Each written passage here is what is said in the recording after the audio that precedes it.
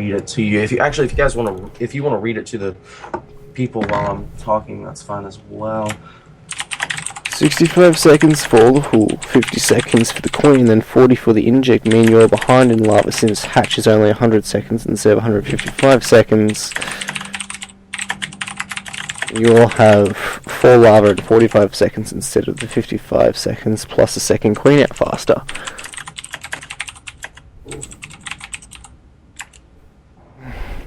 Interesting. I honestly thought the advantage always went to the pool first player, and that was simply because the queen comes out, and generally just looking at the game play by play, and I've seen it in live action where you've had someone go hatch first into double queen versus someone who's gone pool first into hatch into second queen. That first inject only really gives them like a brief, I don't know, 30 seconds, 30, yeah, 30, 40 seconds where they're like 3 drones up. Or, yeah, they have that potential to kind of, you know, do that aggression and go, oh, I'm doing a ling timing, I'm going to have extra lings than him, but at the same time it's a bit of a risk. I mean... Well, let me explain something as well. If you go hatch first and get 2 queens immediately, you actually don't have the income to afford your entire production. So some of your production is actually behind as well. You literally don't have the ability to spend 14 larvae. Interesting. Well, there you go, guys. So, alright. Indeed, indeed. If you want to take care of the administration side of things, I'm engaging in this debate. Guys, in case you're wondering what this debate is, Darrigan was listening in at the beginning of that game when I was talking about pool first versus hatch first. And his question was, how do you get 7 larvae out of a pool first and hatch first? He was thinking that an inject gave 3 larvae. In fact, an inject gives 4 larvae, plus the natural 3 larvae, which comes to a total of 7 larvae. Lots of background noise there, Josh. Yeah, it was me scratching my head. My bad. Oh, gotcha. Oh, it's fine. Then Darrigan's question is, wouldn't it, the 65 seconds for pool, 50 for queen, then 40 for inject, mean you're behind in larva since hatch is only 100 seconds instead of 155, and you will have the 4 larvae in 45 seconds instead of 55 seconds, the second queen would get out faster.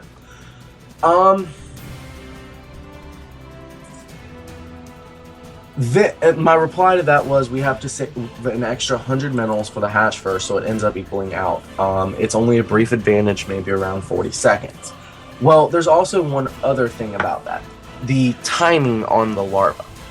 If you go inject, 4 of your, probably 5 of your larvae, because the third one will pop out naturally about the time your 4th inject comes, or your 4 larvae from inject, rather. Well, the way it'll end up happening is if you have 2 hatch first, it's just going to be, you know, 4 lings at a time, 1 from each hatch, and you have to wait the full 40 seconds. It doesn't all come at one individual point. So there's also that to consider. You'll get more burst potential from a pool first, whereas hatch first is going to give you more sustainability, I guess would be a way of saying that, because it's basically every 12 seconds you're going to be getting 2 sets of larvae. Let's see what kind of comments we've got in chat.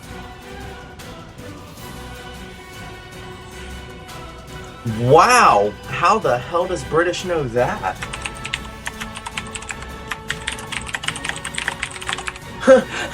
British Googling me! Yeah, I did used to run Metagame Magic.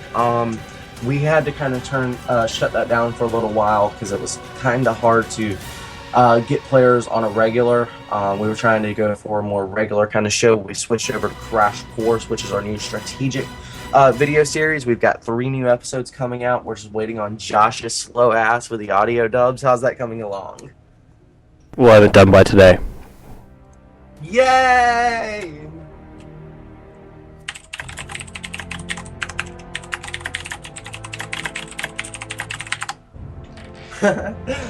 Nice. So which one of those did you watch, British?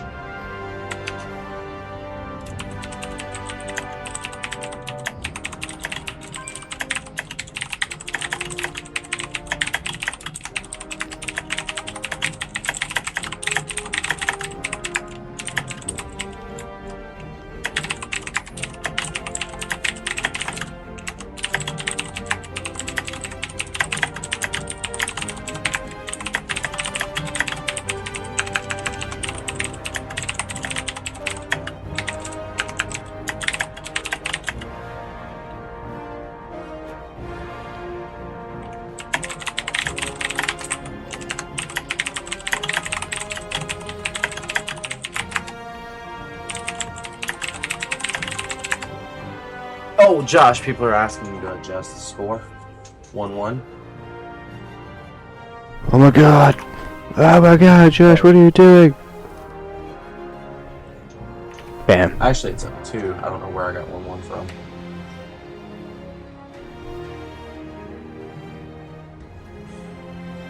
Alrighty. So, guys, we've got 45 viewers here now. Looks like the number's going up and up and up. That is awesome to see. If you haven't already, please upvote our Reddit thread. I'm sure one of the lovely people in chat will give you a link to it, as well as our Team Liquid thread. Please tell your friends on social media, including Twitter and Facebook, to come check this out. Every click counts, guys. If you want to follow me on Twitter, get more updates on what's going on, I am at The Only Shaft. You can also get updates regarding our content on YouTube. That's going to be youtube.com/misused shaft. You could also just search Clanny Casting Crew. It'll take you directly to the page. You can check out all our strategic VODs, as well as the new VOD that Josh is getting done later today, which I cannot wait to see. I'm going to be here bugging them all day. I just woke up myself, despite it being like 9:30 at night here. But I got a Red Bull, and like I said, it's going to be a good night. Did you just say you just woke up, Malcolm? Dude, I woke up 5 minutes before I called you on Skype. Oh well. Damn. Hence why I said I sleep with my puppy and I'm allergic, hence I'm having an allergic reaction. No good, man, no good. Alright, so we're currently going into Belshire Vestige. It's going to be a PVZ between Pumpkins versus TBO, and spawning in the bottom right-hand position, none other than the green Protoss for Extraterrestrials, is Pumpkins. Alright, Dara, I want to answer your last question, then we're going to have to switch to ZDP. Sorry about that.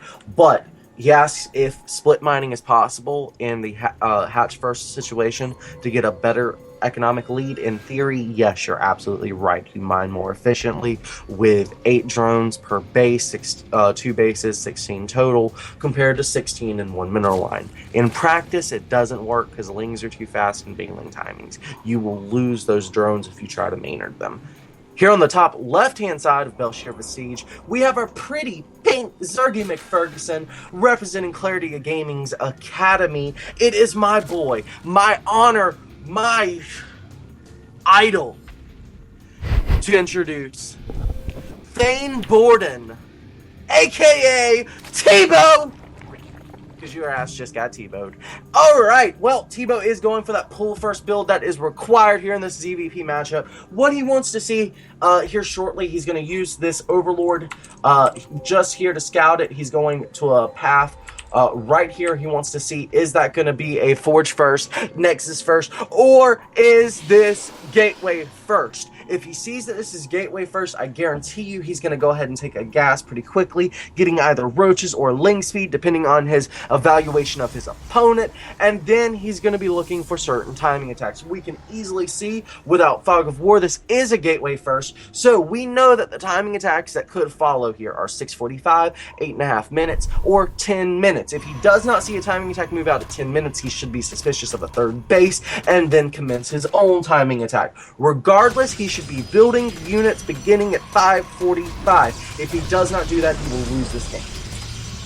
Yeah, but we've actually got some crazy things happening and developing inside the natural mineral line here for TVOs. There's a gateway going down, we've got some cannons being built up here. So many of these drones are being pulled off the line currently for TBO, trying to deal with this. The first pylon goes down, but the gateway is still being powered up. We've still got 2 additional pylons finishing up. Not to mention, this cannon is relatively untouchable, so this gateway is going to get up, and we're going to see a lot of zealots probably start streaming out of here, but we could see TBO going for a nice counterattack. He's got his first initial Zerglings. How many is that? 8. First 8 Zerglings actually on the way, and Pumpkin's looking like he's going to be playing a fairly decent defender's role and looking to probably wall himself in here. And this is the downside of not scouting with a drone as a Zerg player. I was giving you everything Tebow was seeing and thinking and feeling. Those were his thoughts. He has completely shit himself now because he is getting cheesed. He is 4 drones behind, and his opponent's got a gateway that is reinforced by photon cannons. He's not going to kill that off anytime soon. So his opponent's got a proxy gateway. He's getting a cyber core, which Tebow has no idea about. Tebow doesn't have a Roach Warren, which he's really going to need. He doesn't have Ling Speed. He doesn't really have anything at all. So this guy is a solid player, but he's about to be locked to even bases with a Protoss player. You never want to be in that situation as a Zerg. But Zerg going ahead, targeting down that pylon, but the Photon Cannon's still a little bit too powerful there. One Photon Cannon reinforces the other, and again, trying to lay down a third Photon Cannon, just walking and blocking off this whole ramp so that any kind of aggression T-Bow's trying to hit is delayed. The thing is, T-Bow would really want to poke up into the Protoss base, but he cannot do that right now, simply due to the Photon Cannon and the complete wall off. So Pumpkins is completely guaranteeing that this is a one-base attack from him. So T-Bow making a great decision here, going for a hatchery that's at a little bit of an unorthodox position here at the third. Yeah, but he's leaving himself pretty prone to getting counter cannon rush there as well. Like, the Overlord is in a position to maybe scout whether or not the probe's going to move left or right, but he's trying to get that one in a position right now. And he's got plenty of time to cancel that hatchery if he wants to. But I think mostly he's just trying shots in the dark here. If he cancels that, he can always try it in a different location. But he's got a clock against him. He basically has to stop Pumpkins from completely walling off this ramp, because right now, you know, from the ramp in the main, he can go down the natural out onto the map. That's the one bad thing about doing a cannon rush on this particular map, on these positions. Cannon rushing when the Protoss is in the top left is actually super valuable, because the bottom right is super vulnerable, but this top left position is not. So we have more of a proxy Stargate kind of play going on here, which I think is again going to catch our Zerg player completely off guard. yeah, just inches away from seeing it here with his Overlord, but I'd imagine you'd want to try and get some scouting information and do a bit of a checkup. So we're going to see a one base all in. So we're going to be 3 gates plus Stargate, and probably add to the versatility. Pumpkins also realizes there's this, what I would assume we could call his natural new base being. Josh, you just cut off a little bit. Oh, alright, we're back. That was weird. Okay. All yeah, right. I wasn't sure what just happened. But either way, we actually have a Hydralisk Den going down now for our Zergy McFerguson. He is not yet aware that there is a Stargate on the way, but Hydralisks are great for outranging photon cannons. They have the same range as a photon cannon, so the cannons behind the initial cannon won't be able to reinforce the cannon that's tanking shot. So while the Hydralisks will die to that first cannon, they're not going to be dying to 5 cannons, which becomes very cost efficient for the Zerg here. But will he be able to get the Hydralisk out before he's void those top? Will TBO be able to hold on to this natural base he's got going here? There's a decent sized army there on top of the drones, just kind of killing them away. They picked off a queen, got rid of a spine crawl. Now it's 3 stalkers and 2 zealots, and they take a considerable amount of units to actually kill, especially when they're wedging themselves against the mineral line. So it reduces the surface area. Zerglings aren't anywhere near as effective. We've got 3 more zealots now warping in here, and they're going to walk over to the right, and this hatchery is all but done for. Absolutely, and like I called this earlier, this was a shot in the dark. T-Bow would have rather lost that while it was building. This scenario, that is not a good situation for him. His only lifeline at this point are the Hydralisks. The problem with this Hydralisk production is it's 1 base, 2 gas. So really, he's just not got the gas income to produce a huge number of Hydralisks in a short amount of time. But his opponent is also locked to 1 base. These 2 lings in a great position to ensure that stays that way. But We all don't live in the perfect world. Is a lot worse than 1 base Protoss. So we've got a slightly decent Ling Hydra army actually right now, but I'm not sure what the Lings are going to be doing against the Void Rays or the cannons. I think maybe they're just going to be there to tank shots against the Stalkers, but right now Ling cannot attack down that ramp. There's just no way. Against pure cannons only, yeah, you know, he'd be fine, but there's all this gateway stuff here for Pumpkins. Now Pumpkins has revealed the positioning here. He is on creep, so actually we could have the Pink Zerg run down that ramp if he wants to, but it's not going to happen. Good creep spread, though, for T-Bow, given all the things that have happened in this game. Yeah, he's doing a fairly decent job. He's trying to get a nice worm inside of Pumpkin's base, but Pumpkin's got the Mothership Core. He should be pretty safe. He can warp into any part of this base. He's got decent pylon coverage. He's got the Nexus overcharge. This is the big battle. Oh my god. Pumpkin's actually trying to attack up that ramp. That looks very bad for a Zerg, but the problem is that ramp is a choke point. And while the majority of the force here is Void Rays for the Protoss, those Stalkers have to be able to do damage, and up that ramp against Hydralisk is just not going to happen. So we basically have the low ground being owned here by Pumpkins. The Zerg player has to contest that in some way. He's actually doing that by now Nidusing into the main of Pumpkins, where Pumpkins has nothing at all to defend. There's one cannon, and if Tebow was smart, he'd just friggin' target that thing. Nexus goes down, no mining now. Oh my god, Pumpkins has just enough to build another Nexus. Oh my god, Tebow just wrecking this base, but his base being wrecked in turn.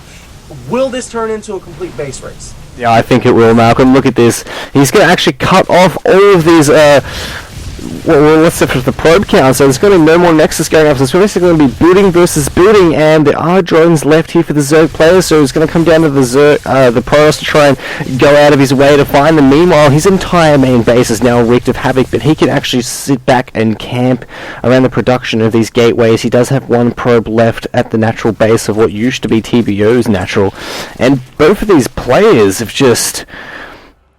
Wow, it's just amazing to see what's going on. And, well, that's it. That's Pumpkin's base is going, but can he take on the might of the Protoss fleet while they've got the support of the cannons?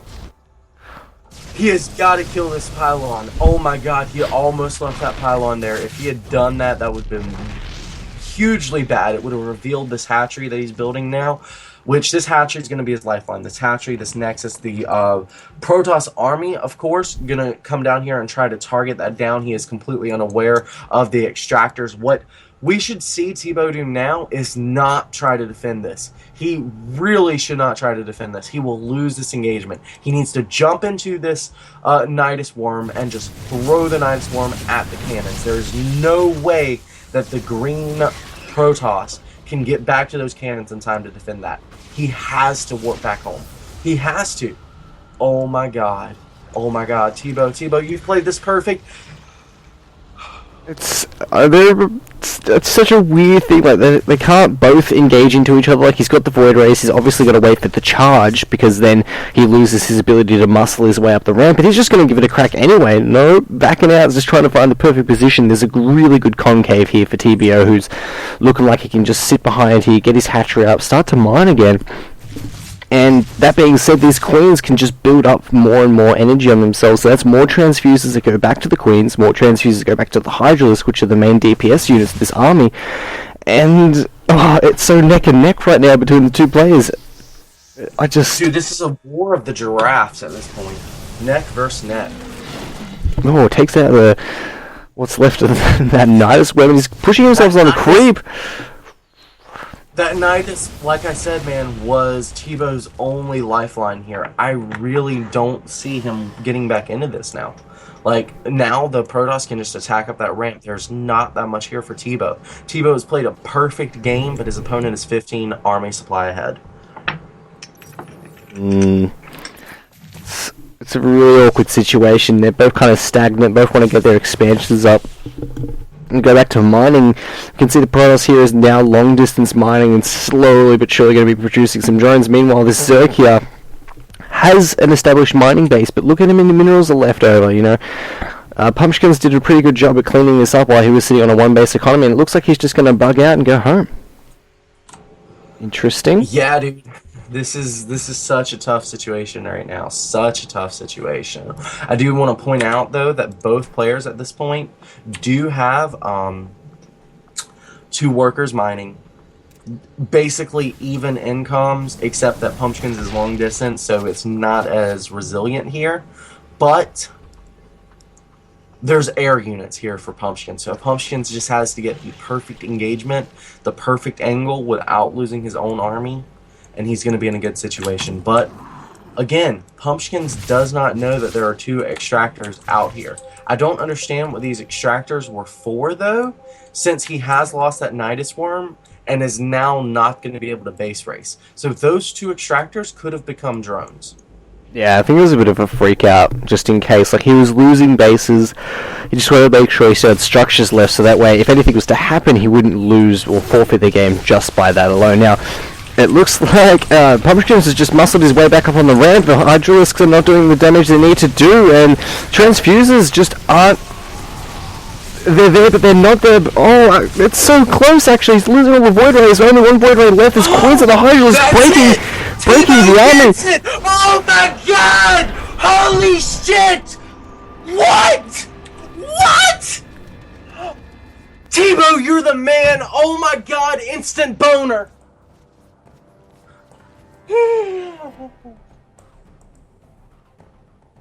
Alright, so Tebow taking it back here for Clarity Gaming, now taking a 2-1 lead over XTraterrestrials, guys.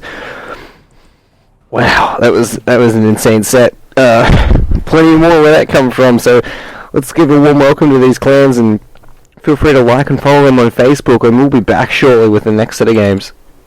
Absolutely, guys. In case you're curious, though, what's going on in our other clan wars right now? We are actually got Gravity just taking a 4-2 victory, Gravity just taking a 4-2 victory against Clarity Gaming's A team.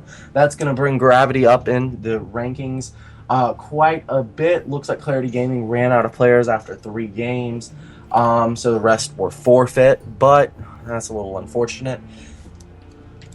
Either way, Gravity does take that particular series.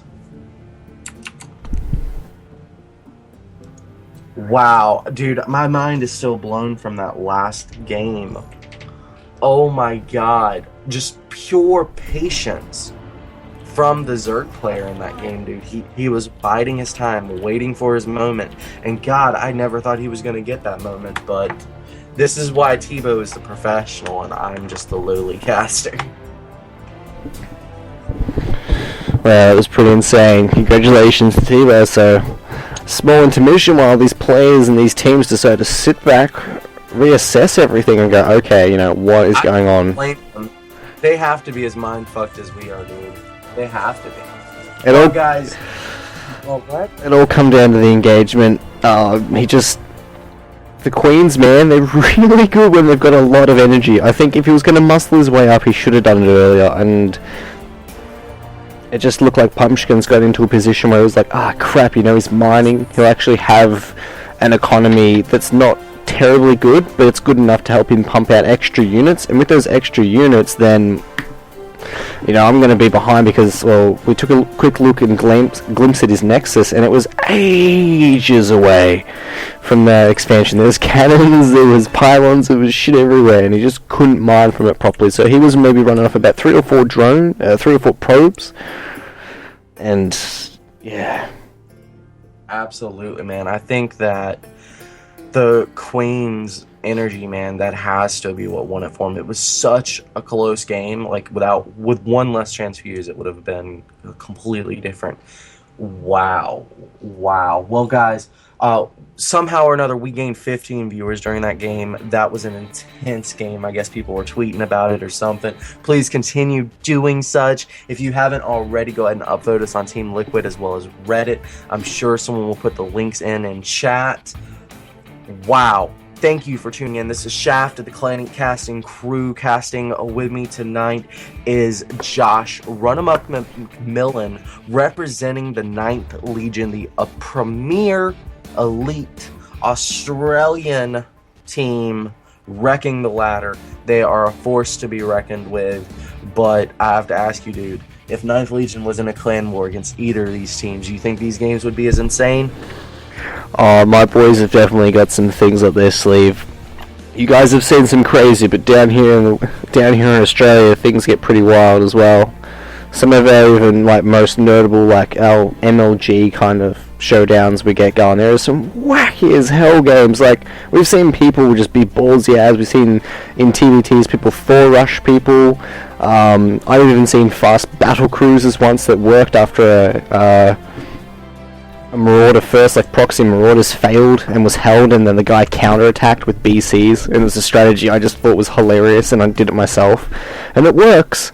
You simply just do not have any anti-air to deal with the battlecruiser if you commit to marauders first.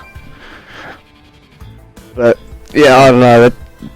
There's also a lot of players down here like Moonglade and things like that that know how to really take it to the macro game, and their mechanics are as, I would say, if not on par with some of the top Americans.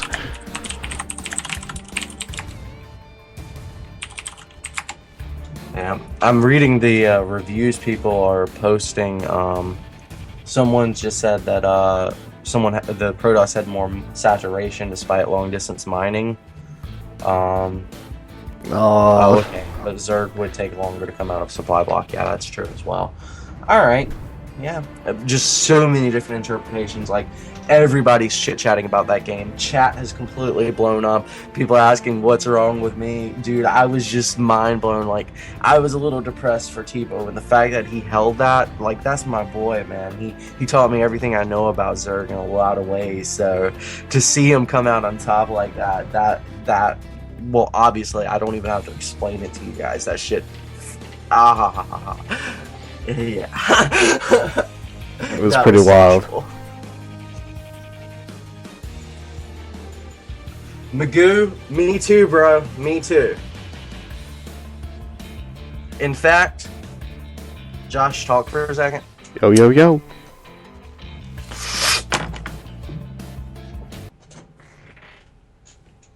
Hey, I clicked that Reddit link. It will open for me. That's what I thought. Yeah. Oh, what? I'm not logged in. Damn Reddits.